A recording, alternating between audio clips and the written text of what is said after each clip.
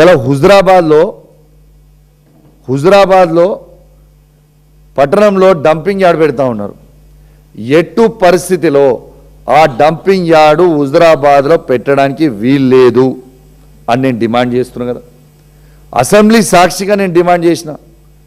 April 4th నాడు నేను ఈ డంపింగ్ యార్డ్ మీద హుజురాబాద్లో పెద్ద ఎత్తున ప్రోగ్రాం పెట్టుకుందామని నేను ప్లాన్ చేసుకుంటే నాకు సిఐడి నోటీసులు పంపిస్తారు. 4th రోజు నువ్వు ఖచ్చితంగా ఈ సిఐడి ఆఫీస్కి నువ్వు వచ్చి అటెండ్ కావాలి ఎంక్వైరీ. ఎందుకు హుజురాబాద్లో మా డంపింగ్ యార్డ్ వద్దు అని నేను పోరాటం చేయొద్దా? నేను ఆడ పోరాటం చేస్తా అని అనుకోగానే నాకు సిఐడి నోటీసులు ఇస్తారా?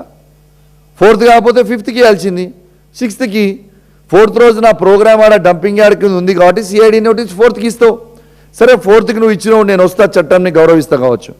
నేను 5th రోజు, 6th రోజు, 7th రోజు పెట్టుకుంటా. ఎట్లా ఆపగలుగుతావు?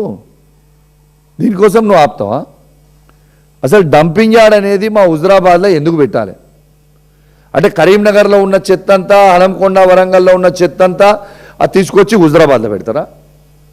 మడికొండలో ఉన్న ప్లాంట్ని తీసుకొచ్చి హుజురాబాద్లో ఎందుకు పెడుతున్నారు మీరు? ఎవరు చేయమన్నారు హుజురాబాద్లో?